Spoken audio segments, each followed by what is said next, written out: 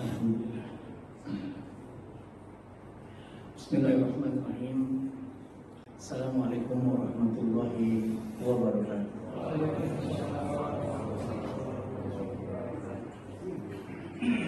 Alhamdulillah. Wassalatu wassalamu ala Rasulillah wa ala alihi wa man wala wa la hawla wa la quwwata illa billah. Asyhadu an la ilaha illallah wahdahu la syarika lah wa asyhadu anna Muhammadan abduhu wa rasuluhu la nabiyya ba'dah. Allahumma shalli wa sallim ala nabiyyina wa qudwatina rasulina sayyidina Muhammadin wa ala alihi wa ashabihi wa man tabi'ahu bi ihsanin ila yaumiddin.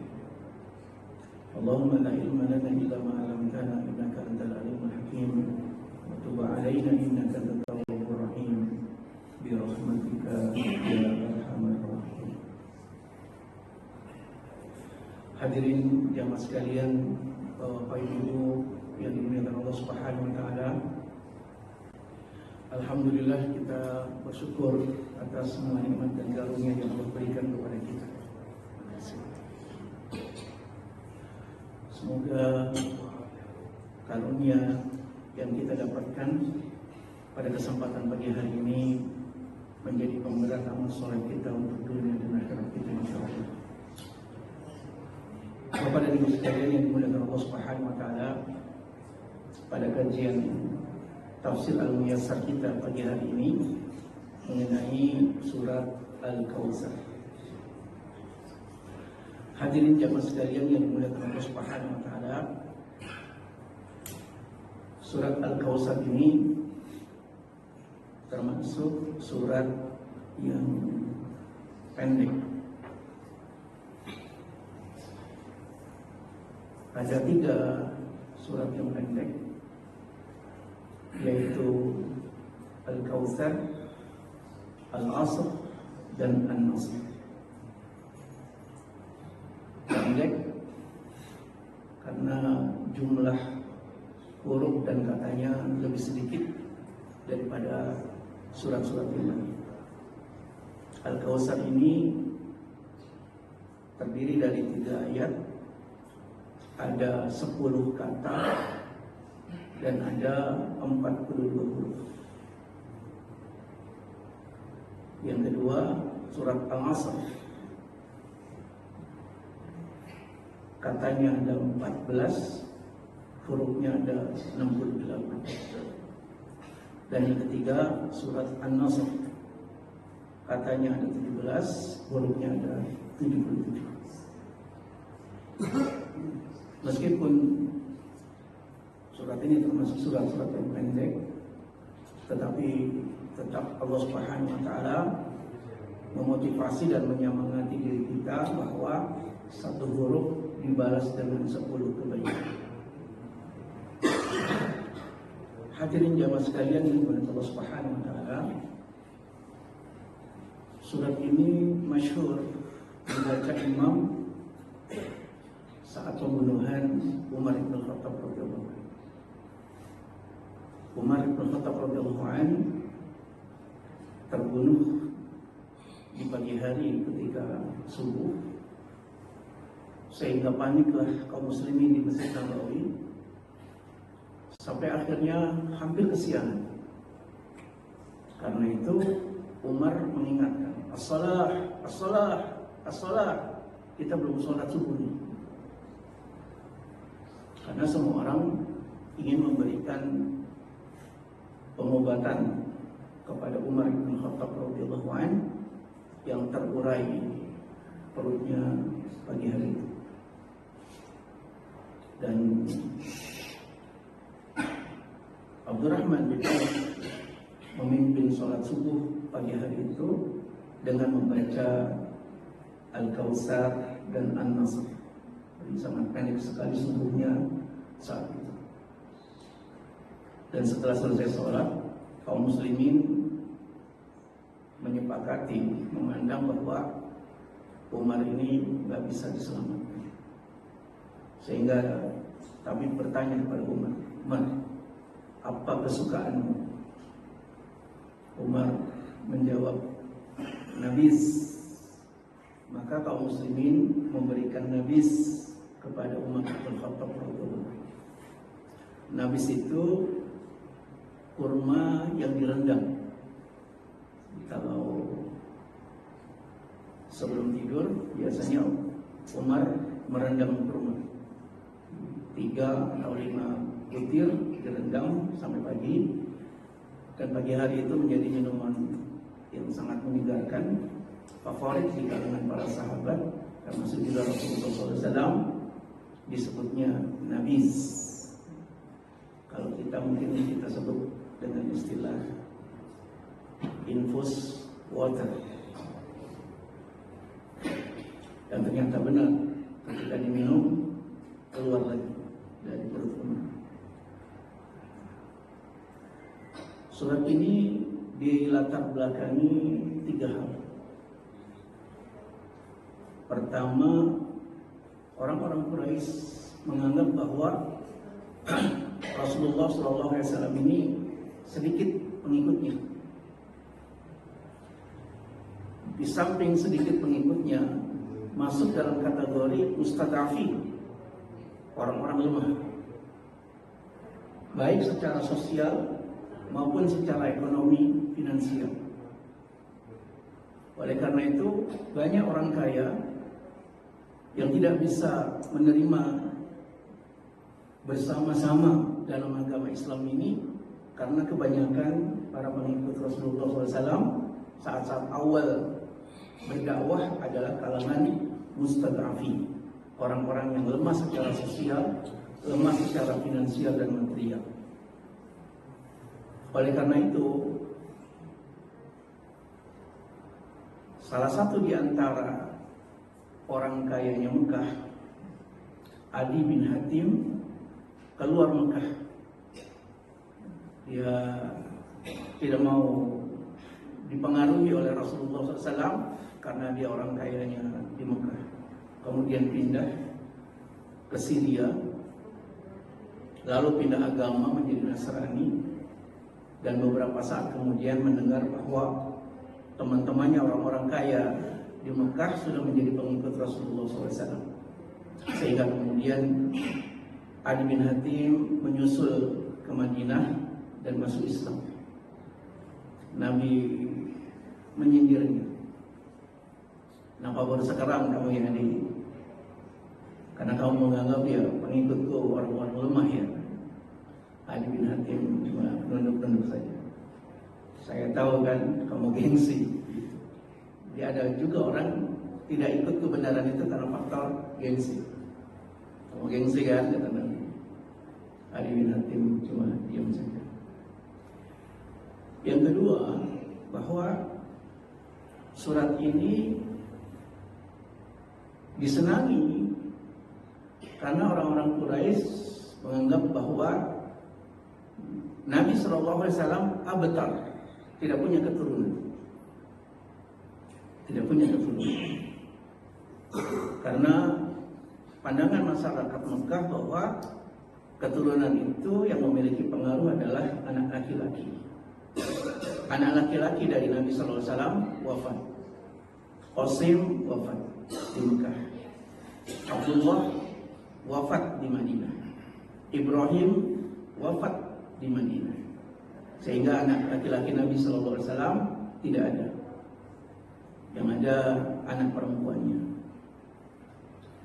Dan orang-orang Quraisy, orang-orang di Mekah senang juga ketika Nabi SAW mendapatkan situasi musibah yang menggoreskan hati. Sehingga momentum saat itu disebut Amul Huzni. Amul Huzni itu tahun duka cita. Karena 2 orang yang menjadi backing dan backup dakwah Nabi meninggal dunia, yaitu Khadijah radhiyallahu anha, istrinya, dari pebisnis yang kaya raya sampai kemudian miskin. Yang kedua adalah Abu Thalib, paman beliau. Dan Nabi SAW bersedih hati karena Nabi mengajak untuk masuk Islam, Abu Thalib tidak mau. Paman baca asyhadu an la ilaha illallah wa asyhadu anna Muhammadar Rasulullah. Abu Thalib tidak mau. Dibujuk lagi, Abu Thalib tidak mau. Padahal Nabi SAW dalam mendakwahkan Islam sangat teguh sekali. Sampai pada satu titik, apa sih kelemahan orang ini tidak mau masuk Islam? Sebagaimana Adi bin Hatim, Nabi SAW melakukan kajian, ternyata Adi bin Hatim ini gengsi. Amr bin Hisham, Abu Jahal dalam kajian Nabi sebagai orang yang ambisius. Nabi mendakwakannya dengan ambisi yang dia miliki. Hadirin jamaah sekalian yang Allah Subhanahu wa taala, namun mereka menolak untuk masuk Islam. Jamaah sekalian,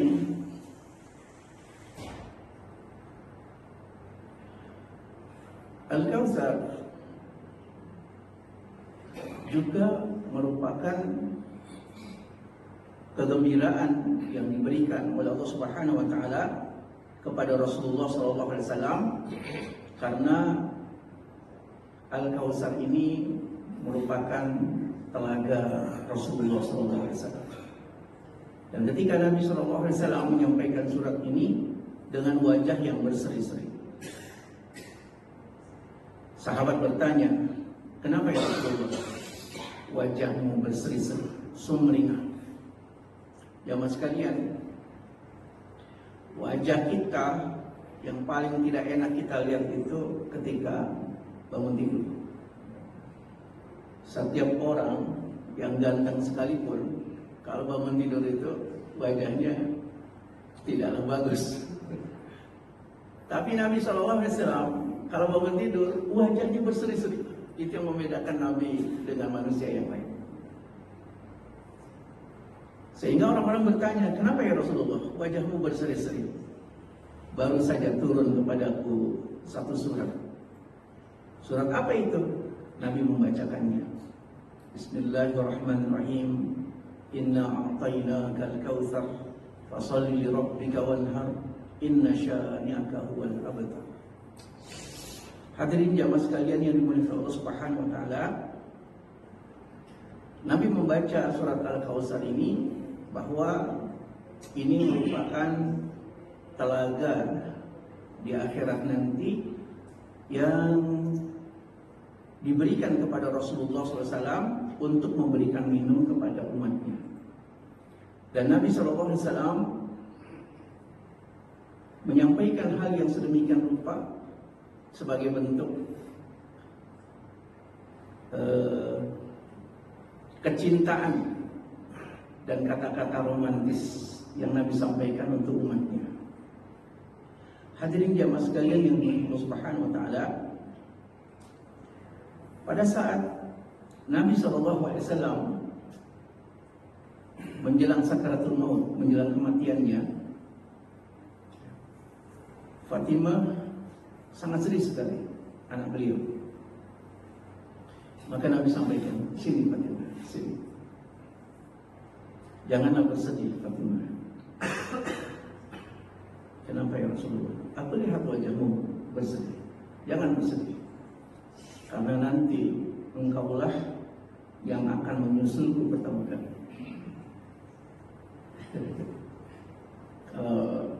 Amal yang orang tua kita mau meninggal dunia, sini. Engkaulah nanti yang pertama kali menyusulku. Pasti jawaban kita nggak mau. Nah ini Fatimah dibisiki oleh Nabi, engkau nanti yang akan pertama kali menyusulku. Wajahnya gembira. Sehingga Fatimah pun meresponnya, ya Rasulullah, di mana aku nanti menjumpaimu? Kata Nabi, aku tunggu kamu di telaga Kautsar. Jadi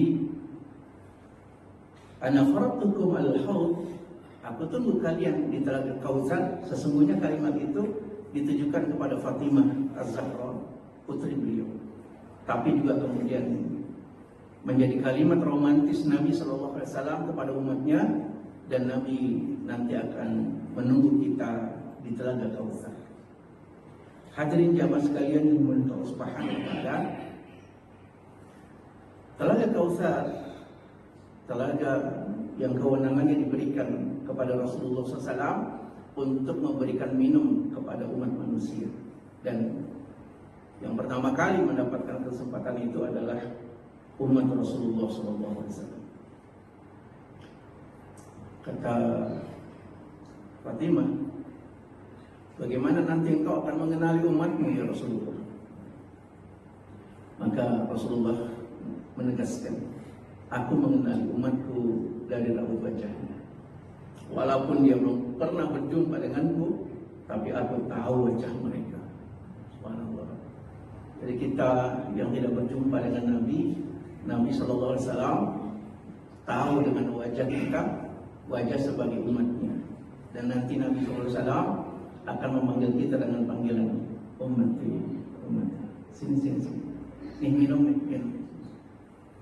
Tidak ada kebahagiaan umat manusia pada hari itu kecuali dilambaikan tangannya oleh Nabi, kemudian diberikan minuman oleh Nabi, dan Nabi SAW sampaikan, sejak saat itu tidak akan ada lagi umatku yang kehausan, karena mereka yang meminum dari air telagaku tidak kehausan sampai dia mendapatkan surganya. Hadirin jamaah sekalian yang Allah Subhanahu wa taala, inilah kepastian yang disampaikan Nabi kepada diri kita dan umatnya, sehingga Rasul menunggu kita di Telaga Kautsar. Hadirin jamaah sekalian yang Allah Subhanahu wa taala, surat ini ada 3 nama dalam ilmu tafsir. Nama yang pertama Al-Kautsar. Nama yang kedua, Inna a'tainakal kautsar. Nabi SAW menamakan surat ini dengan nama Inna a'tainakal kautsar. Dan nama yang ketiga adalah An-Nahr, dari ayat yang kedua. Hadirin jamaah sekalian, di dalam asbabun nuzul dari surat Al-Kautsar, sesungguhnya jawaban dari Allah Subhanahu wa taala atas ucapan As bin Wail. As bin Wail ini orang Mekah yang menghina Rasulullah SAW. Bahwasanya As bin Wail menganggap Nabi SAW terputus, nggak punya keturunan, sehingga mereka memandangnya dengan pandangan kehinaan kepada Nabi SAW. Maka kemudian Allah Subhanahu wa taala menjawab tuduhan kehinaan As bin Wail dengan surat Al-Kautsar. Hadirin jamaah sekalian yang dimuliakan Allah Subhanahu wa taala, Allah Subhanahu wa taala menyelamatkan Rasulullah SAW dengan tidak memiliki keturunan laki-laki.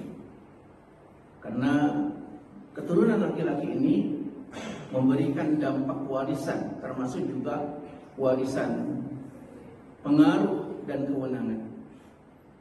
Oleh karena itu, pada saat Umar bin Khattab radhiyallahu anhu wafat, dia menyampaikan, nanti pemimpin setelahku ditentukan berdasarkan formatur.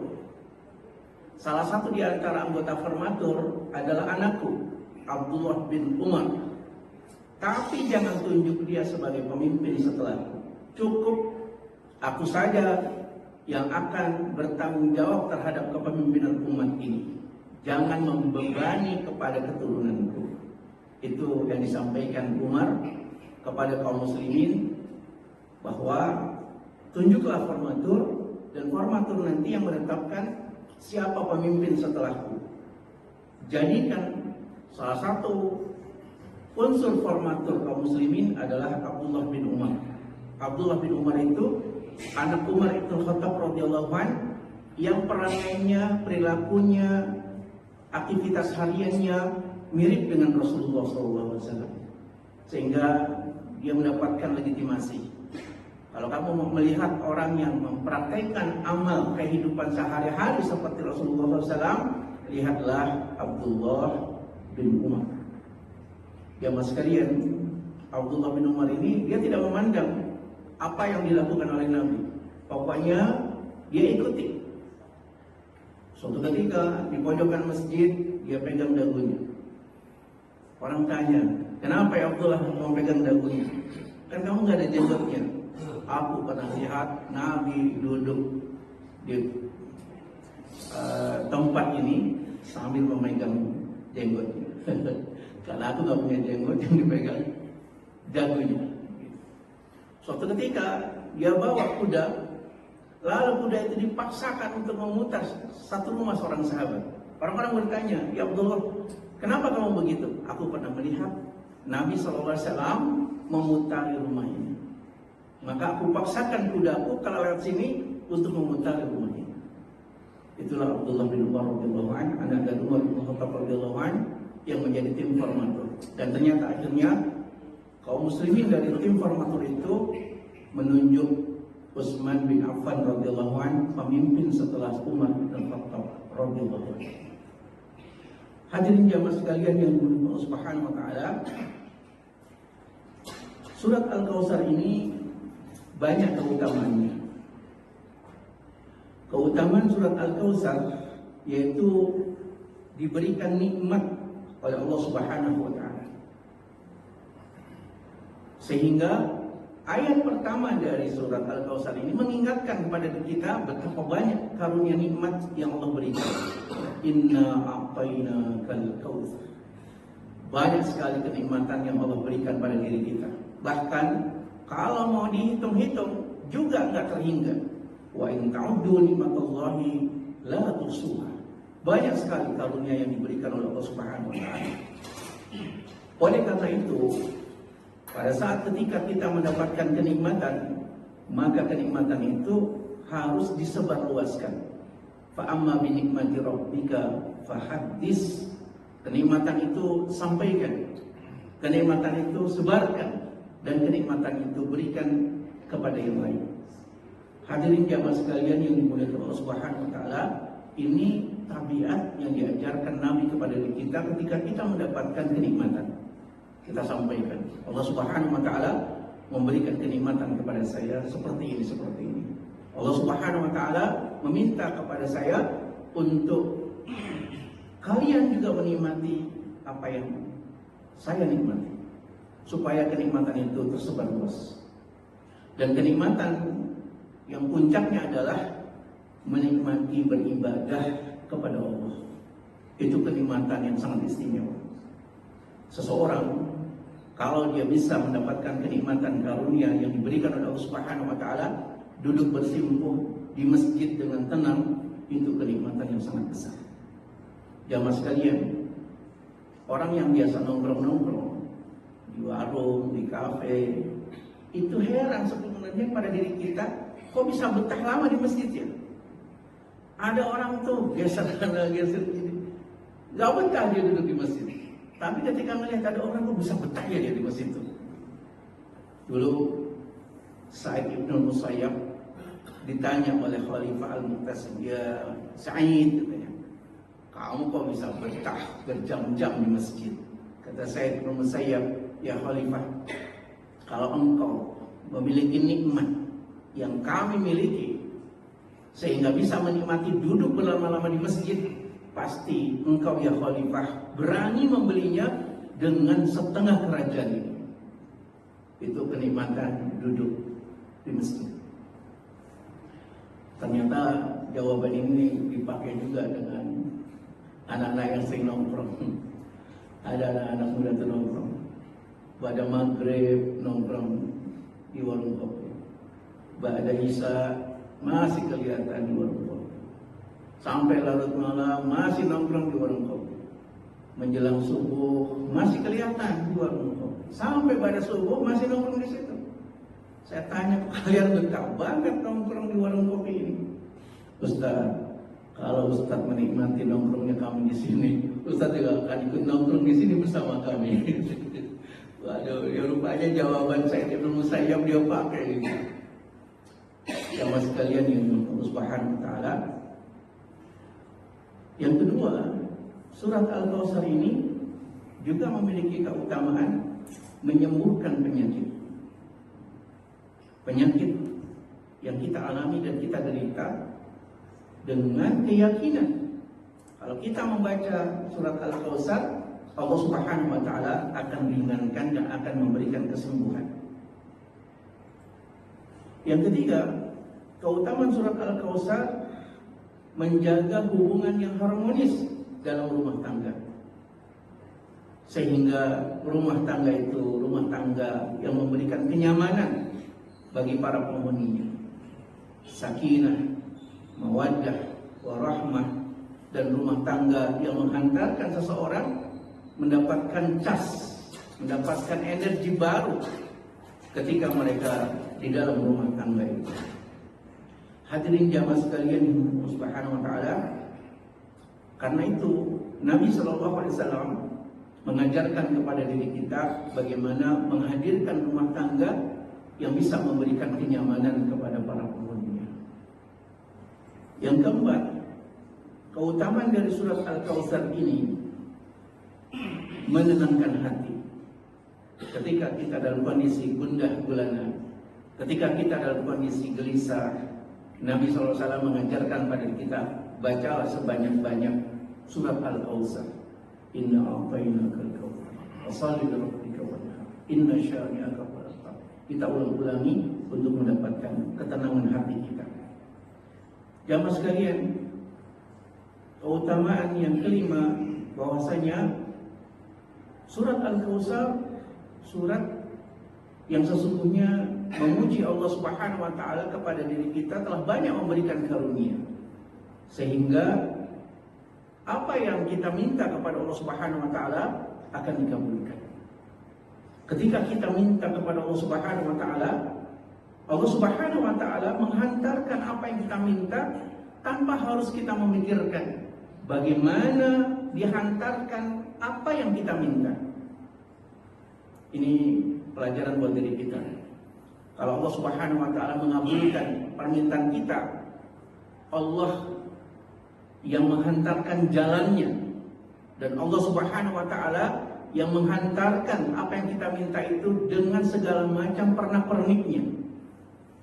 Ini dialami oleh Dr. Isom, Dr. Saraf di Riyadh, murid dari Syekh Ismail Mufti Riyadh. Dr. Isom itu ahli syaraf yang sangat masyhur di Riyadh. Dia sering sekali mengisi seminar-seminar kedokteran. Suatu ketika dia akan berangkat mengisi seminar kedokteran. Sampai beberapa waktu pesawat yang dia tumpangi krodit dan pilot mengatakan pesawat ini mati satu mesinnya. Saya tuh naik pesawat itu trauma saya. Karena beberapa kali naik pesawat itu ada saja pernah bannya pecah sehingga benturannya kencang sekali ke Sumatera Utara. Pernah juga traumanya karena sejak landing, sejak take off di Tangerang Soekarno-Hatta mau menuju Makassar, terjadi turbulensi yang cukup keras. Traumanya saat itu dengan teman, waduh pesawat kita ini kok goyang terus nih. Akhirnya saya bilang sama teman yang di samping, saya nggak kuat goyang begini nih, saya tidur aja ya. Rupanya ketika sedang tidur itu masuk ke alam pikiran di bawah sadar saya. Pesawat yang saya tumpangi dalam pikiran saya terjun ke laut. Kalau goyang, terjun ke laut. Ketika terjun ke laut itu terasa betul pada pikiran saya sehingga saya teriak, Allahu Akbar. Ustaz, kenapa Ustaz? Pesawat kita masuk ke laut, terjun ke laut. Belum Ustaz, belum. Rupanya pesawatnya belum terjun ke laut. Goyangannya kencang, ya Allah. Saya pikir sudah masuk ke laut, belum satu. Itu yang membuat saya trauma naik pesawat itu. Nah, jamaah sekalian yang Allah Subhanahu wa taala, akhirnya pesawat Dr. Isom itu mendarat darurat. Ketika mendarat darurat, rupanya turun badai. Sehingga, waduh, lama nih urusannya. Bila ditanya, berapa lama nih kita turun di sini? Wah, saya nggak tahu, tergantung teknisi. Kira-kira berapa lama teknisi bisa menormalkan kembali pesawat ini? Wah, saya nggak tahu, kata pilotnya. Bapak mau kemana? Ke tempat ini. Oh, kalau ke tempat itu Bapak keluar dari bandara ini naik taksi saja. Akhirnya Dr. Isom keluar dari bandara naik taksi. Rupanya supir taksi karena hujan deras tidak bisa membedakan mana jalan, mana ke sawah. Akhirnya taksinya masuk ke sawah, berhenti di sawah, nggak bisa kemana-mana lagi. Ya Allah, ini kok mengapa berhenti di sawah? Saya nggak ngelihat, Pak. Nah, ketika itu Dr. Isom ngelihat ada gubuk di sawah. Dia sampaikan, saya kalau gitu istirahat di gubuk itu deh. Dr. Isom keluar, masuk ke gubuk. Ternyata ada penghuninya, seorang nenek. Nek, boleh nggak saya istirahat di gubuk ini? Oh, boleh. Akhirnya Dr. Isom masuk ke gubuk itu. Ternyata ada cucunya si nenek ini juga di dalam gubuk itu. Siapa yang nenek? Itu cucu saya. Kenapa dia? Sakit. Sejak kapan? Sudah lama. Nenek sudah berobat untuk cucunya ini. Sudah kemana-mana. Kesimpulannya kata dokter satu. Anak ini hanya bisa ditangani oleh Dr. Isom. Nangis Dr. Isom. Ya Allah. Dr. Isom, iya. Saya Dr. Isom, ya Allah. Tumpah tangisnya. Ya mas sekalian, itulah cara Allah menghadirkan takdir. Jadi kalau Allah Subhanahu wa taala menetapkan takdir, jalannya macam-macam. Allah takdirkan Dr. Isom untuk cucunya sang nenek ini, jalannya undangan seminar kedokteran. Jalan yang kedua naik pesawat. Jalan yang ketiga mesin pesawatnya mati satu. Jalan keempat mendarat mendadak. Jalan kelima dia Dr. Isom tertarik untuk keluar bandara naik taksi. Jalan keenamnya supir taksinya nggak bisa membedakan jalan. Jalan ketujuhnya Dr. Isom keluar dari taksi menuju gubuk. Ternyata Allah Subhanahu wa taala hantarkan takdir itu beraneka ragam jalannya. Jadi kita ketika kita minta sama Allah Subhanahu wa taala, Allah nanti akan hadirkan jalannya untuk diri kita. Yang penting adalah berdoa terus kepada Allah Subhanahu wa taala. Yang keenam, surat Al-Kautsar ini melunakkan hati. Hadirin jamaah sekalian yang dimuliakan Allah Subhanahu wa taala, hati itu kalau dia lunak, kalau dia lembut, maka hati itu akan memberikan arahan kebaikan. Sebagaimana yang dikatakan oleh Nabi SAW, dalam tubuh kita ada segumpal daging yang kalau daging itu baik, baik semuanya. Kalau segumpal daging itu buruk, buruk semuanya. Itulah hati. Karenanya kita berupaya menormalkan hati kita dalam kebaikan. Yang ketujuh, dapat mengatasi rasa takut kita. Dan yang kedelapan, Allah Subhanahu wa taala akan memberikan perlindungan kepada diri kita ketika kita membaca surat Al-Kautsar. Dan yang terakhir, bahwa Allah Subhanahu wa taala mengingatkan kepada diri kita tentang kenikmatan yang berlimpah yang Allah hadirkan buat kita semuanya. Hadirin jamaah sekalian yang dimuliakan Allah Subhanahu wa taala, surat Al-Kautsar ini memiliki beberapa makna. Makna yang pertama, bahwa Al-Kautsar itu adalah sungai di surga.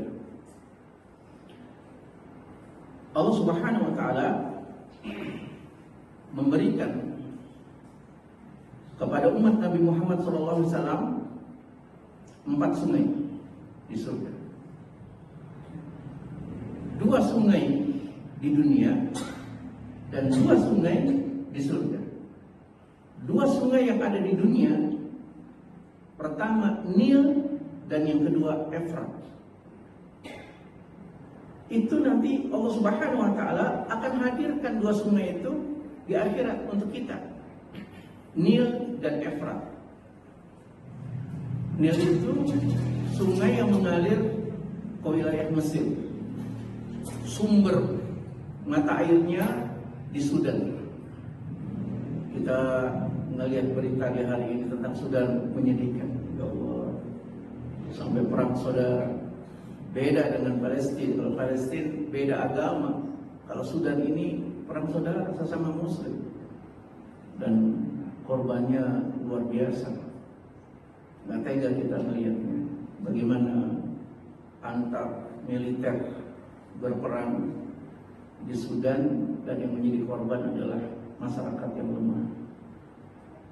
Jamaah sekalian, Efrat itu mata airnya dari Asia Tengah. Dan Efrat ini sungai yang jernih sekali, sama dengan sungai Nil. Saya kalau melihat sungai Nil itu nyaman di hati, karena kelihatan ikan, jalan kemana-mana, jernih airnya, segar. Kayak kita di Indonesia mungkin ada sungai yang sejernih itu. Begitu juga Efrat. Nah, Efrat ini punya pengalaman yang sangat menarik untuk kalangan kaum muslimin, karena sungai Efrat itu dalam. Waktu kaum muslimin menaklukkan Persia, kuda-kuda Arab itu nggak berani melewati Efrat karena dalam. Dan kuda-kuda gurun pasir, kuda-kuda Arab ini nggak pernah melihat sungai, sehingga ketika melihat sungai Efrat untuk diseberangkan, kuda-kuda Arab itu nggak bisa. Sampai akhirnya Sa'ad bin Abi Waqqas memegang tangannya Salman Al-Farisi. Pegang tangan saya Salman. Dipegang oleh Salman Al-Farisi. Kita seberangi Efrat ini. Akhirnya diseberangi Efrat itu oleh Sa'ad bin Abi Waqqas dan Salman Al-Farisi. Allah anugerahkan karamah sehingga kedua orang itu tidak tenggelam. Kudanya Sa'ad bin Abi Waqqas dengan kudanya Salman Al-Farisi seperti berjalan di atas air. Ketika dilihat berjalan di atas air, kuda-kuda Arab yang di belakang air mengikut. Mereka kemudian ikut. Nah, pada saat mengikuti Sa'ad bin Abi Waqqas dan Salman Al-Farisi, ada satu prajurit yang tumblernya jatuh di sungai itu.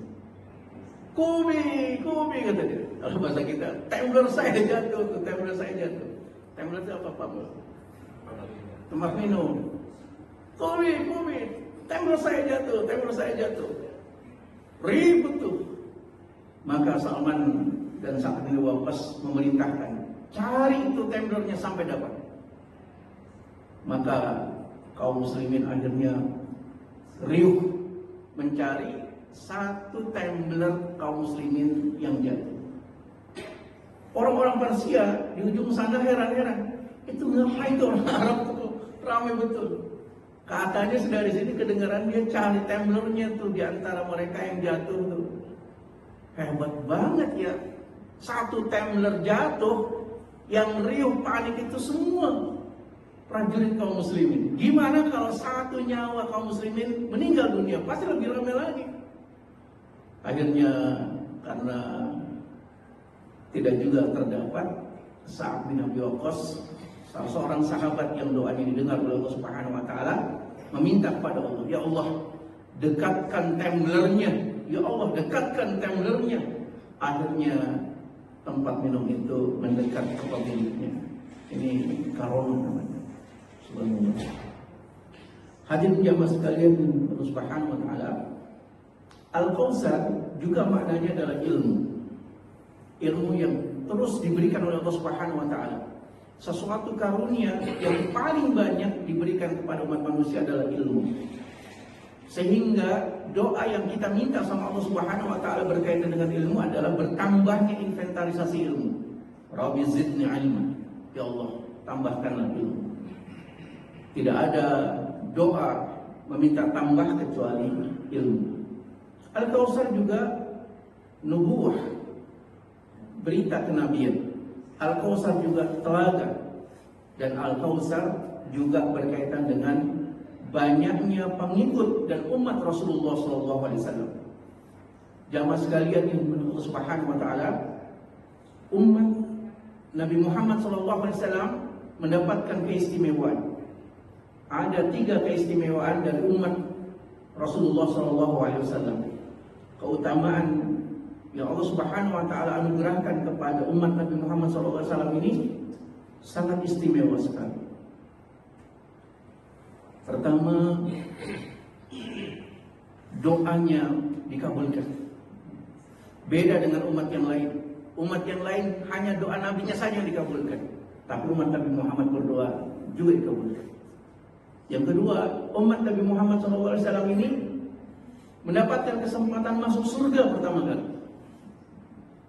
Jadi kita sebagai umat Nabi Muhammad berbahagia hati, karena umat Nabi Muhammad akan mendapatkan kesempatan masuk surga pertama kali. Dalam hadis Imam Bukhari disampaikan ketika Nabi mau masuk surga, ada ibu-ibu nyelak masuk surga dulu. Kata Nabi, siapa kamu ini kok nyelak masuk? Kan tadi diomongkan yang masuk surga pertama kali aku, kok kamu nyelak sih? Ya Rasulullah, katanya, aku ini ibu-ibu yang menjaga anak yatim. Oh, silakan kata Nabi, silakan masuk.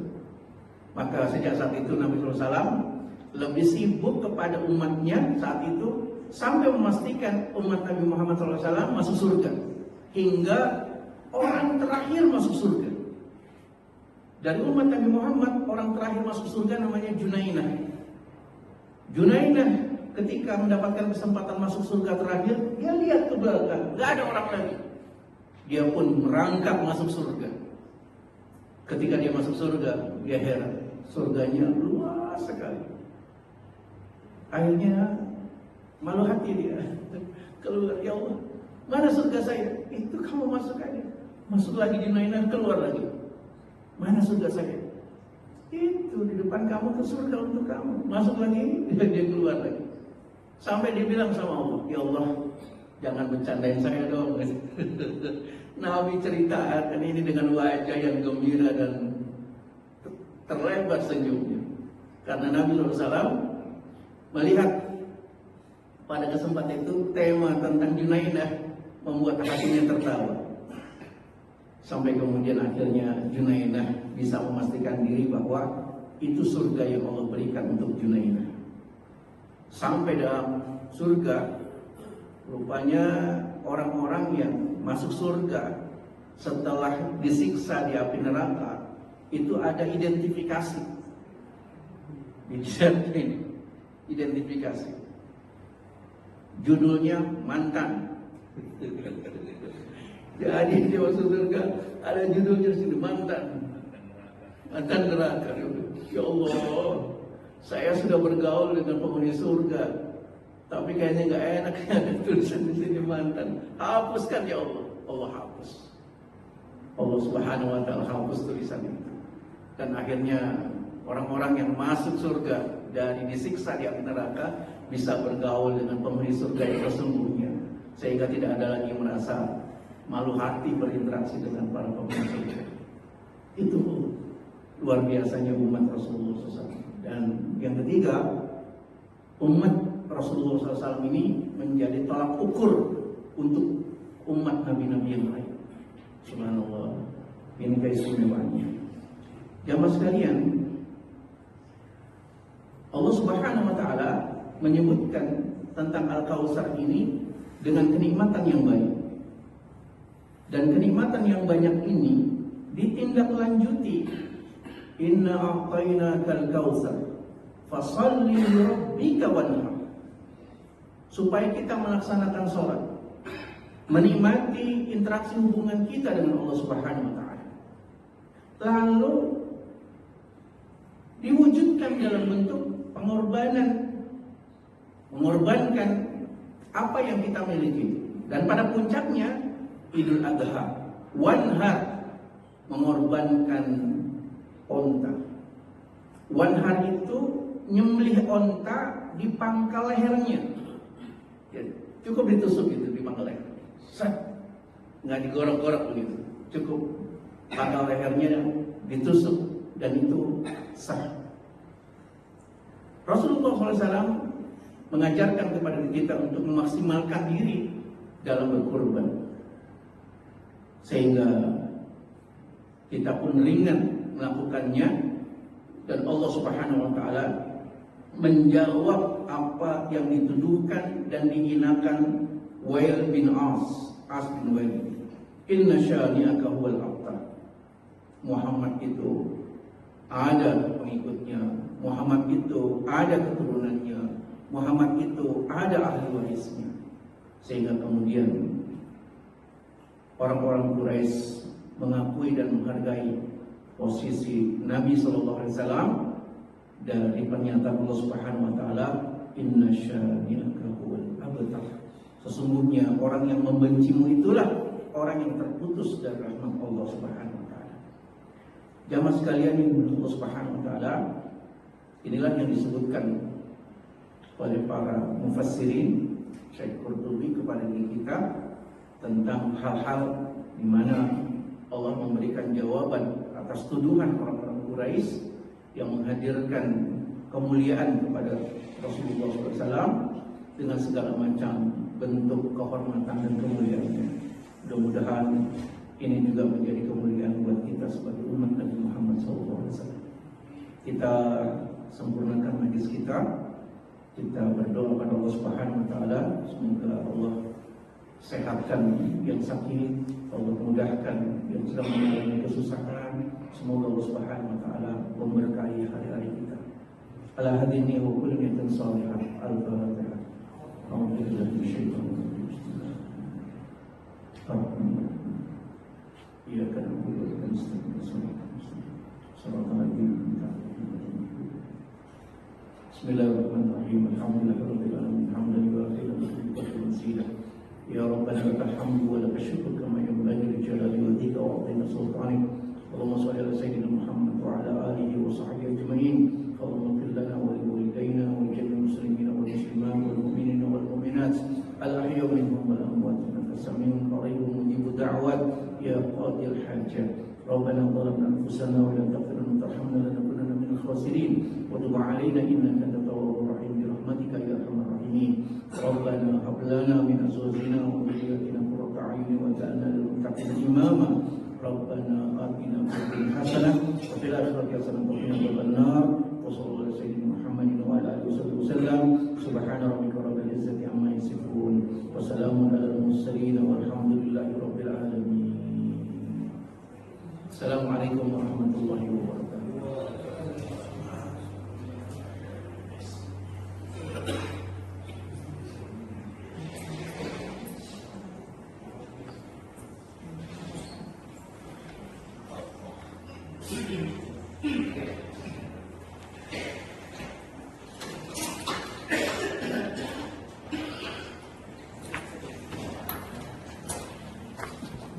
Yeah.